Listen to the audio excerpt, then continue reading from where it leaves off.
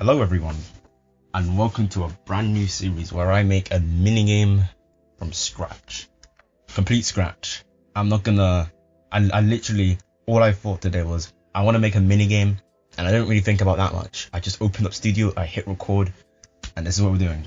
So, I am gonna try and keep this quite brief, but I kind of want to do this kind of style to show how I'd go about making certain projects so people could see my workflow, even though my workflow probably isn't the best. But hey, at least you'll learn from it, you'll learn some concepts, perhaps. But hey, let's get started. So in today's first video, I'm just gonna set up the basic minigame system, where it's, I'm gonna have an intermission. This course is there's gonna be our play requirements, and it will also teleport the players, and that's just general basic stuff. Like, I don't really need to do much planning about that because it's gonna be the same across many minigames. They're gonna have the same system where they have a certain amount of people doing all that other stuff. So I just want to get done in the first video, so let's just get into it. So first things first is setting up my game architecture. I don't really use much object-oriented programming. I just keep everything in modules and namespaces really. So I'm only going to be using modules just to organize my code. So first thing that we need is we need remotes, prefabs, and packages. This is where I just keep my stuff. Remotes is for remote events, and prefabs is for prefabs, and then packages is for packages. I know, very difficult concept. So first things first is we need to make a GUI to show the game status. But now I'm gonna keep this quite simple. We're just gonna do 1.0.5. I'm gonna make the background transparent, scale it, make it white for that look, source and semi-bold because I prefer that, and then UI stroke. I set my own UI stroke, like so. Rename this to display, rename the screen GUI to HUD. And like that, we got basic display. That's all we need really, nothing fancy. I don't want it to scale across the entire screen, so I'm just going to scale it in a bit. Maybe like that much. Perfect. Alright. Now I'm going to set up the game, and before we even set up the game, we need a map to actually teleport the player into. So we're going to copy prefabs. Prefabs is just short for prefabrications, and this is where I just hold a bunch of my maps and a bunch of game objects and maps and stuff like that. So we're just going to make a quick temporary map. Doesn't need to be fancy at all, just needs a function. Cast shadow, anchor, and then we're gonna make it not 500, 50 by 1 by 50. There we go. Gonna make the base plate. Let's do grass. I don't really like that color. Let's do this color, much better. So for maps, this is just going to be the same all across. It needs to be in a model. It needs to have a name. Requirements. These are like the requirements that you always, that every map must have. Base plate, of course. And spawns. That's really it. You can add anything else, because that's all you really need. You just need those basic components. We're currently making the spawns. This is where the players are going to spawn on. We're going to scatter these across the map, like so.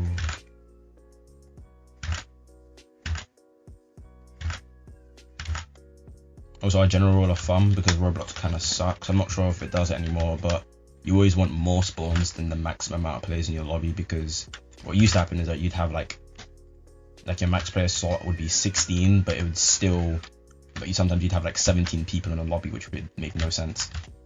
So I'd say generally go a bit above your actual player count. So in this case, my player count is going to be 16, so I just made 24 because I have no idea why.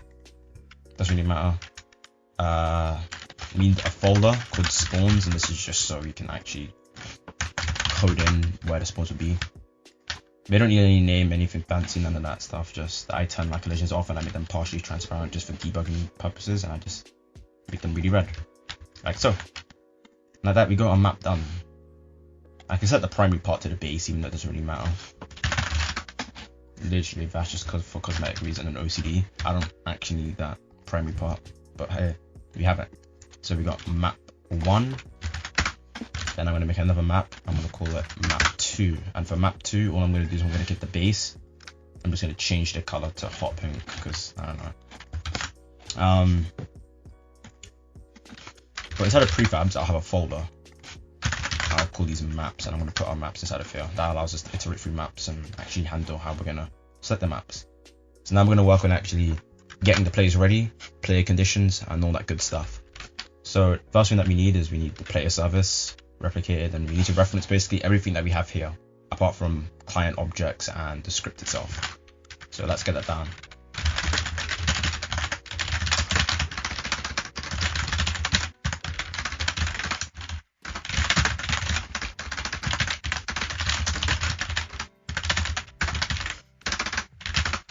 And step change.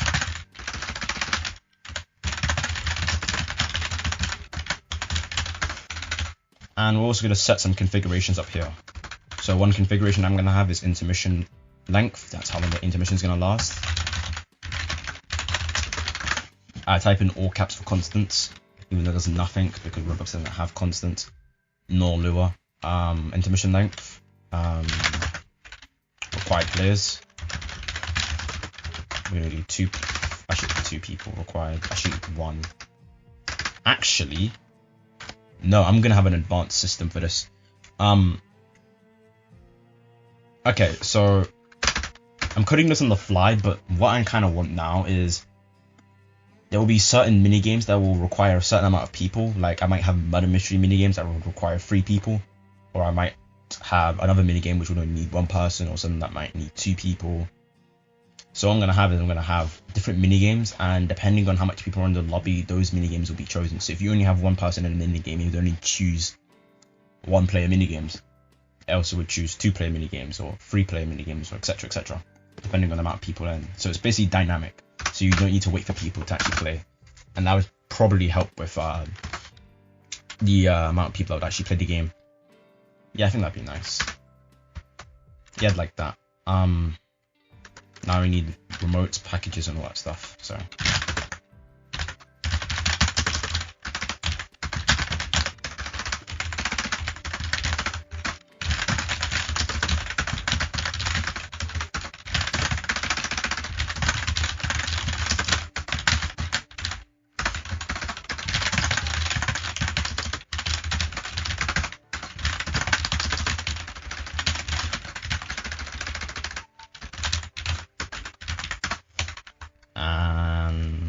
That's all we need, really.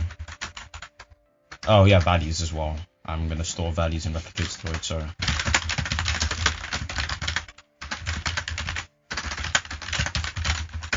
and this is where we're gonna store like common values, like string values, and all that stuff. Inside of here, I'm actually gonna put a string value. That's where we're gonna hold our status, our game status. We're also gonna have a remote event. I'm gonna call this on game end.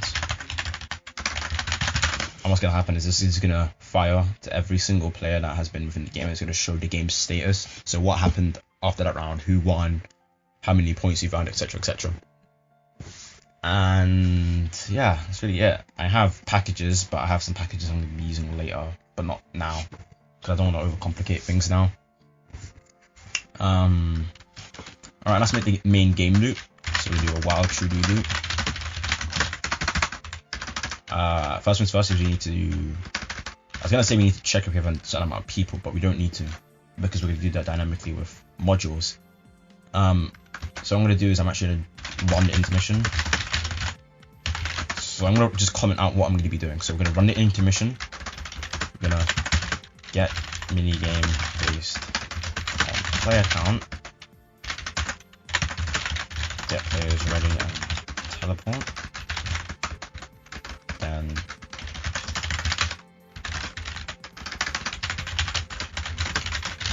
I'm going to handle minigames using modules, and this will allow me to have really unique, different minigames every single time, but they're also still managed by the same script. Modules are really good for that kind of stuff, because if I were to try and handle every single minigame within one script, it wouldn't really work well, because some minigames have different conditions than others, and me chaining a bunch of if statements would look really ugly. So what I do is I just change get minigames based on player count and all the other good stuff. And now I'm actually thinking about it, I have so much cool ideas for this. Alright, I can't wait.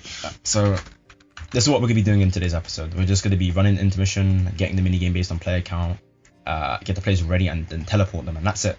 We'll handle the minigames using modules and all that other fancy stuff in another video, because that's gonna be really time consuming, and we really want to think about that. So let's run a simple intermission. So we're gonna just do for I equals 1, the intermission length, do task.wait 1. I can even cache this, so local wait is equal to task.wait. Caching is just a form of keeping references without having to index them again. So if I wanted to cache an object up here, I would only need to reference it once, and I don't have to actually query for it again. Because when you use .maps, it actually has to query for that result. So if I cache it, then it already has it stored in memory. So all I need to do is reference it, and it immediately gets it. Way more performant.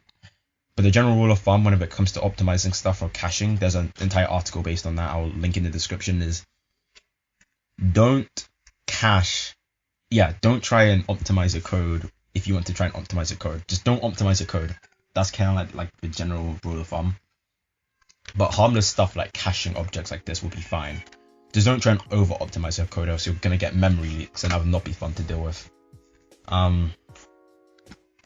So yeah, we're gonna wait 1 second, and I forgot to reference the status. Status is gonna be an object that will be replicated, because it's in replicate storage, will be replicated to both the client and the server. So what I'd do is I'd set the status, the value of this here, and then what I can do is I can listen to that event change within the client object, and I'll change the display based on what value this is stating.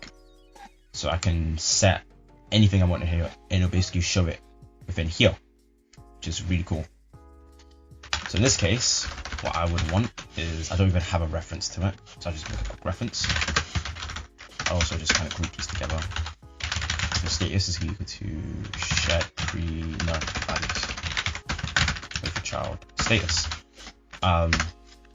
So I can use status.value is equal to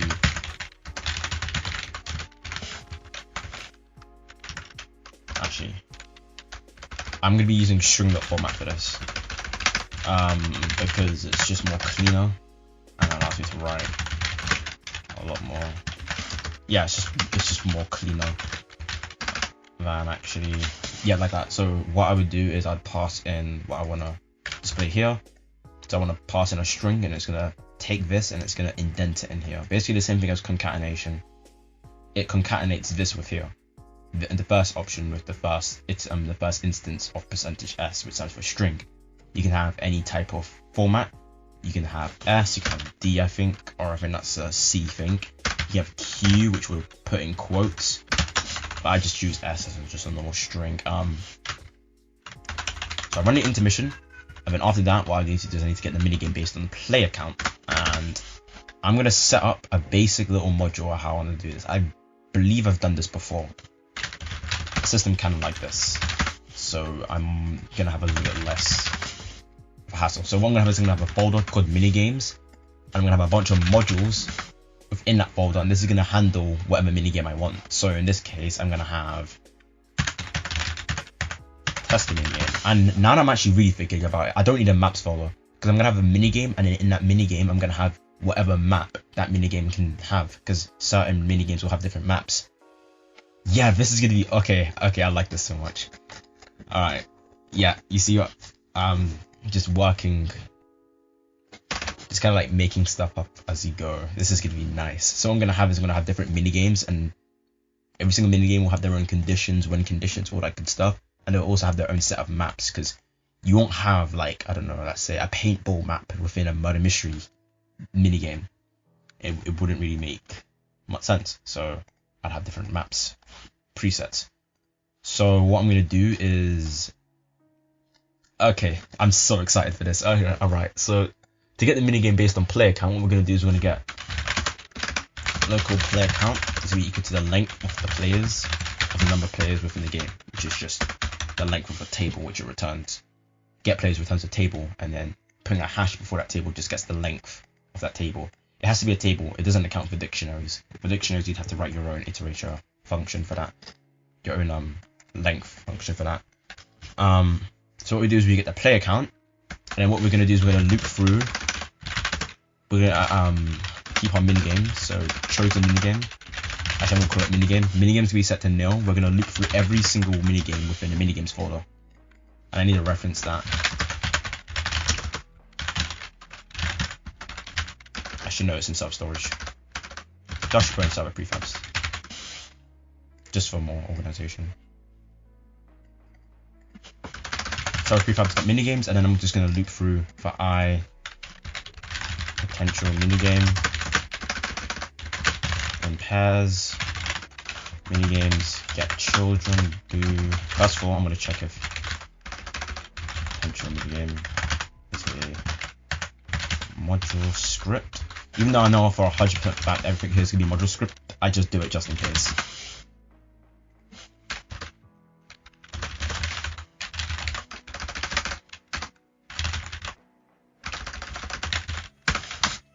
I prefer to do this kind of condition chaining. I'm gonna just quickly briefly go over something that I like to do because I've recently learned it and I prefer it over multiple condition chaining, and that is if you were to have a bunch of conditions chained one after the other, it'd be better to actually check if it's not equal to what you want and then you'd return out of that statement rather than just doing a bunch of loops. Example would be like, let's say if I wanted to check if can break, then I check if has, I don't know, Wi-Fi, then if I check if can do something, then I can check if has enough health, then, and I have a bunch of like else's after that, like this, or something like this. Like this just looks really, really messy, and it doesn't really, I personally don't really like this. But if you're fine with this, then go right ahead. But what I would do is instead of chaining a bunch of conditions and checking if they're true, what I do is I check if they're equal to nil or false. So in this case, I check if this is equal to false. But you can also just do if not can break, which is the same thing. So what we can do is we can do this. And then instead of doing that, what you do is you take these out of one out of another, and then you just return it. So if it can't break, then you return. If it doesn't have enough Wi-Fi, if it doesn't have Wi-Fi, then you just return. If it can't do something, then you just return. And if it doesn't have enough health, then you can return. This allows you to have longer chains of stuff like this, and then also keeps the indent level pretty just constant and simple. It's not going to be like indented all the way over to here, and you have columns all the way over here. It looks really bad. So I just do this. So I just check if it's equal to false, then I continue. And then what I do is I will then check if so I have to require the minigame first, and minigame to equal to require potential minigame, and then what I do is I do if n minigame is, I check if n minigame dot players required, check if it's greater than or if it's equal to the player count. If it is, actually no, I'm doing this wrong. I want this to be random. I was looping through this like a general process. That would be bad. I want to get a random minigame. I just realized the errors of my ways. Whoops. So what I'll do is I'll do while minigame is equal to nil do. Then I just put like a simple just wait within here. Then I'll check circle potential minigame is going to be equal to minigames get children, which returns a table, and then with a table you can index that table. So you can do math.random, which will get a random index from the length of 1, so between 1 and the length of the actual table. So basically this will just get a random element within this within this folder. Then with that, we check if it's a module script. If it isn't, then we're going to continue. Actually, if it isn't, then we're just gonna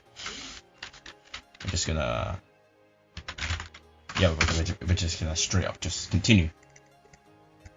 Else, if it isn't, actually, just for the sake of this, since it's not really that much of an indent block, and just to improve my readability, I'm just gonna chuck it in here. If it is a module script, I'm gonna require it, and I'm gonna check if the players that are required, if it's greater than or equal to the number of players we actually have in the game. If it is, then we're gonna do minigame. It can be set to end minigame, and like that, it will break out of the loop because minigame is no longer equal to nil. And now we have a random minigame based on the amount of players that we can have in the game. And then what we can do is inside of here, we can pull this, go test minigame, set it to a table, return test minigame. Then inside of test minigame, I can do test minigame dot required players. Let's say this is equal to 2, actually no 1. And then we can have, with this kind of architecture, we can have so much diversity. Like if I wanted to, I can make a murder mystery minigame. And inside of here, we can have required players equal to 3. And then we can have like a bunch of functions that we'd invoke from the script, such as construct, which will basically just set up the basic game. So what we're going to do is we're going to have a function in here.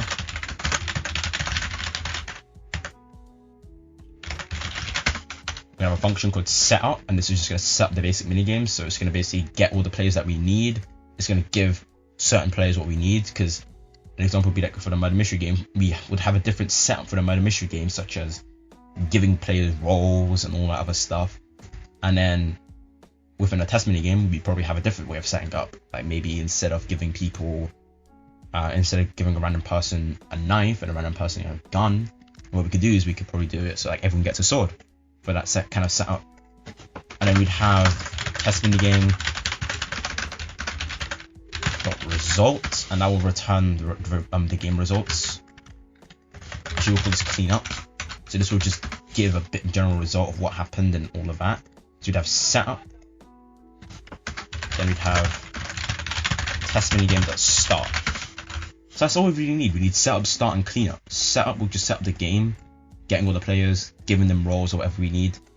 Start will just kind of basically start like the general loop for conditions and all that other good handling.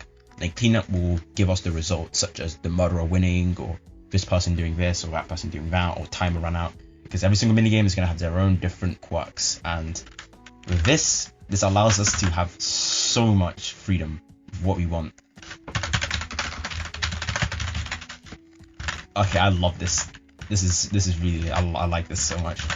We have so much freedom, so much creative freedom with what kind of minigames we can create. Instead of it just being confined to what we can really make, we can do any minigame basically. Like Ripple or Epic minigames. This is probably how they're structured in terms of architecture. So yeah, now all we need to do is we need to just get players ready and teleport. And do you want to know how we do that? Minigame.setup.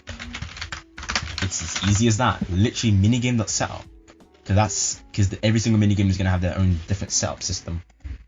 So within here, we can then handle everything that we need for this minigame in here, then everything for this minigame in here, and we can do as much as we want. We have different maps, we can have different map pools, we can have different game modes, all that good stuff. I can't wait to actually get this working, but that's all we really need. It's really organized, and I love it so much, because if you look at the actual main script, because we're using single script architecture, we'd only have one server script and one local script, and we just have a bunch of modules, which is what we have here.